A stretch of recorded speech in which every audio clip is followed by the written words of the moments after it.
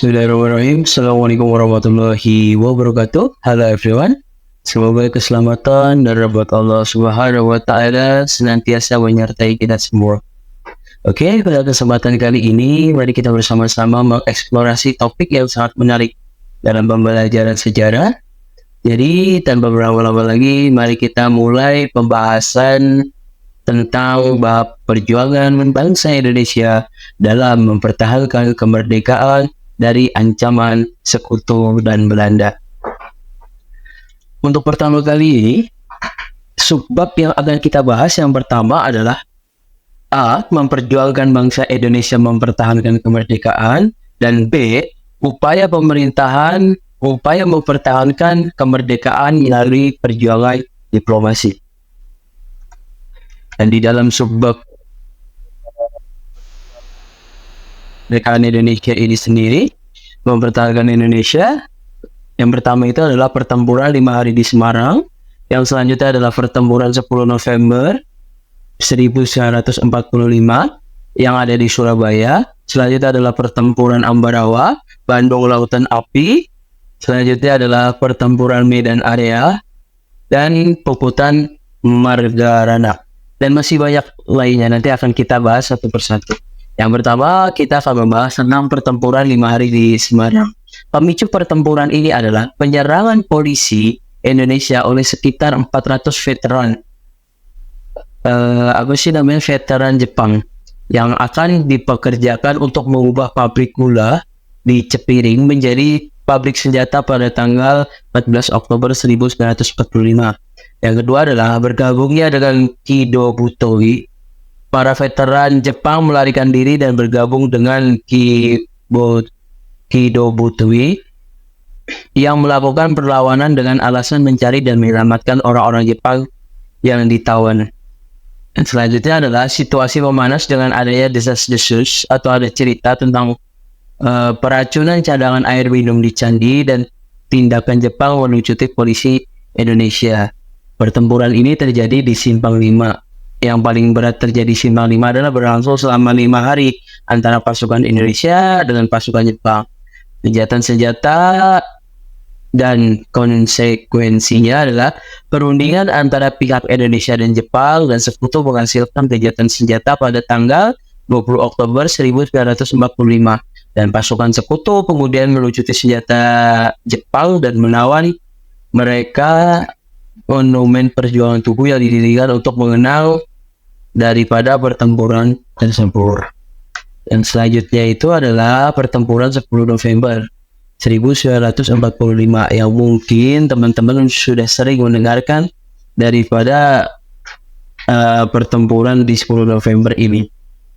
Pada tanggal 25 Oktober 1945, pasukan sekutu mendarat di Surabaya di bawah pemimpinan Brigjen Malabi dari Inggris. Selanjutnya, tentara sekutu segera membebaskan orang-orang Belanda yang ditahan di Jepang dan menduduki pelabuhan Tanjung Perak serta Gedung Internasional.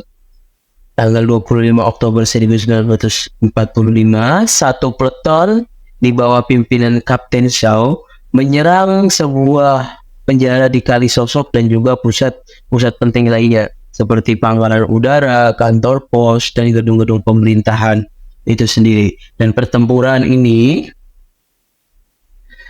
disebut dengan pertempuran besar-besaran dan pengorbanan. Sekutu mengerahkan hampir satu divisi infanteri dan kekuatan laut udara untuk menyerang Surabaya. Dari pihak Indonesia juga memobilisasi TKR dan para pemuda untuk mempertahankan kota Surabaya ini. Pertempuran berlangsung hingga kota Surabaya hancur dan akhirnya pihak Indonesia mundur dari Mojokerto setelah 20 hari pertempuran.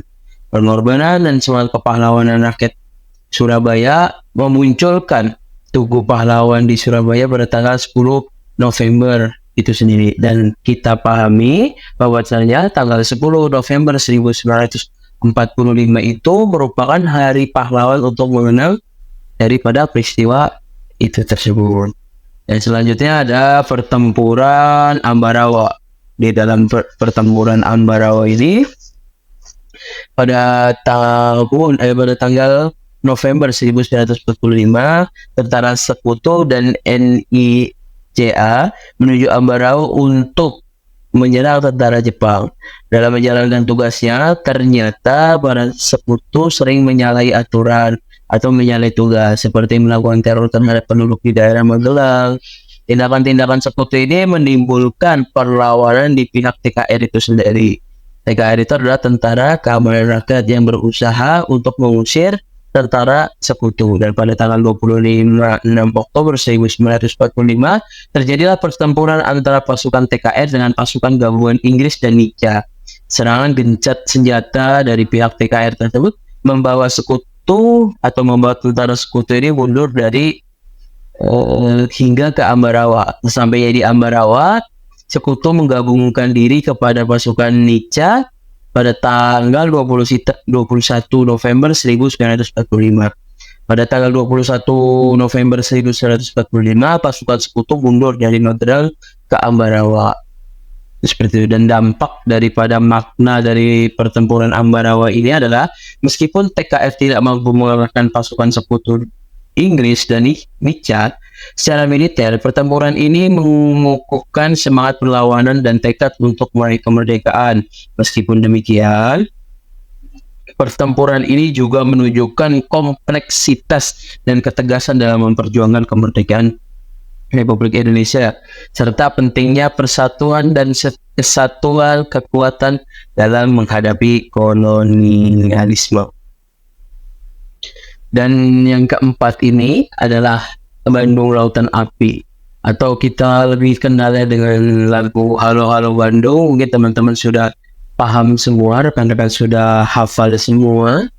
Dan latar belakang daripada Bandung Lautan Api ini adalah setelah melakukan proklamasi kemerdekaan Republik Indonesia pada tanggal 17 Agustus 1945, Belanda berusaha merebut kembali kendali atas wilayahnya dengan fokus utamanya dari kota Bandung. Pengepungan ini dimulai oleh pasukan Belanda mengepung Bandung pada Maret 1946 dengan infanteri, tank, dan artileri. Seperti itu. Dipimpin untuk orang Indonesia, dipimpin oleh Mayor Jenderal H. Nasution dan Mayor TNI Abdul Haris Nasution. Pasukan Indonesia ini menggunakan taktik gerilya untuk mempertahankan kota itu sendiri. Dan untuk Bandung Lautan Api ini, kesepakatannya adalah berdamai. Setelah beberapa bulan pertempuran, gencatan senjata dicapai antara kedua belah pihak pada bulan April 1946 itu sendiri. Selanjutnya adalah pertempuran Medan Area. Pertempuran Medan Area ini adalah dilatar belakangi oleh terjadinya pada masa perang kemerdekaan RI, di mana pasukan Indonesia bertempur melawan pasukan Belanda yang ingin merebut kembali atas wilayahnya. Itu seperti itu teman-teman dan teman-teman sekalian di pertempuran Medan Area. Dan pada pertempuran ini juga perlawanan di Medan Area juga menginspirasi semangat perjuangan bangsa Indonesia untuk terus melakukan atau terus melawan hingga meraih kemerdekaan itu sendiri. Yang selanjutnya itu adalah pertempuran Puputan Margarana, yang dimana ini terjadi di Bali. Latar belakangnya itu pada tahun 1906 pada saat Belanda berusaha menguasai pulau tersebut. Pasukan Belanda menyerang pasukan Bali yang dipimpin oleh Raja I Gusti Ngurah Madi Agung di medan perang Margarana pada tanggal 20 September 1906. Itu seperti itu. Dan Puputan itu artinya adalah bertempur hingga mati bersama ribuan pengikutnya sebagai bentuk perlawanan terhadap penjajahan Belanda. Akibatnya pertempuran berakhir dengan kematian seluruh pasukan Bali, termasuk raja, istri, dan anak-anaknya. Dari makna sejarah dari Puputan Margarana itu adalah menjadi simbol perlawanan Bali terhadap penjajahan Belanda dan dijadikan sebagai momen untuk menghormati perjuangan pahlawan Bali dalam mempertahankan kehormatan dan martabat mereka, terkhususnya dari Pulau Bali tersebut. Dan ada pertempuran 5 hari di Palembang, ada peristiwa restreng di Makassar, peristiwa Merah Putih di Minahasa, perjanjian Linggarjati, agresi militer Belanda 1, agresi militer Belanda 2, perjanjian Renville. Itu seperti itu teman-teman sekalian.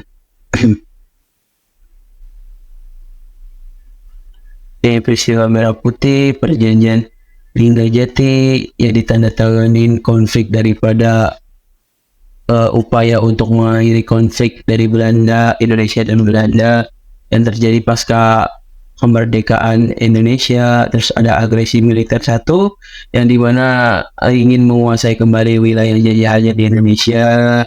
Dengan tujuan agresi Belanda ini adalah Belanda ingin menjatuhkan pemerintahan Republik Indonesia dan merebut kembali wilayah yang telah dikuasai oleh Indonesia, terutama Jawa Tengah dan Jawa Timur.